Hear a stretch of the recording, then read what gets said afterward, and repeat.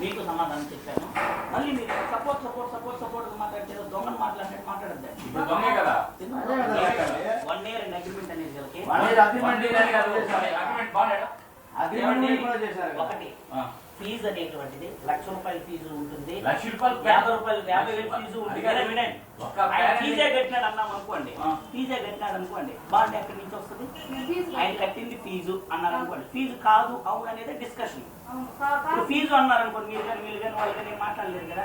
నేను ఒకటే చెప్తున్నాను సార్, ఏం చెప్తున్నాను, వారం రోజున కూర్చొని మాట్లాడి ఫైనల్ చేస్తామని చెప్తున్నాను.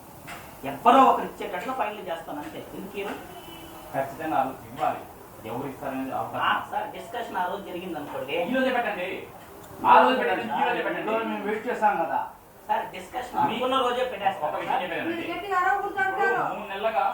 3 నెలలుగా వీళ్ళు తిరుగుతున్నారు.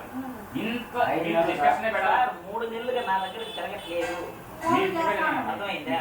మీరు చేస్తున్నారు. మీతో డిస్కషన్ పెట్టాలనుకుంటే ఈ 5 నెలల్లో పెట్టినారా డిస్కషన్? కట్టలేదు. ఎందుకు సార్ మాకు ఇట్లా మాట్లాడాలి, నా దగ్గరకు వచ్చి ఈ మాట కూర్చోలేదు. ఇప్పుడు మాట్లాడండి, ఫోన్లో మాట్లాడండి. నాకు అర్థం ఏంటంటే ఒకటి, వారానికి సోమవారానికి 2-3 రోజులు డిఫరెన్స్. ఈ రోజు చేస్తే ఏముంటుంది? నేను చెప్పేదానండి, ఆ రోజు చేసింది ఈ రోజు చేయండి. ఈ రోజు చేయడానికి నాకు వర్క్ ఉందండి, నేను వెళ్ళాలి. మీలాగే స్టూడెంట్ ఆర్గనైజేషన్ ని ఒకదాన్ని నాన్ అవైలబుల్ 420 ఏ ఆర్గనైజేషన్ అండి? ఏదో ఒకటి లోపల వేసారు. ఏది చెప్పండి. ఎందుకంటే నాకు అర్థం కాదు.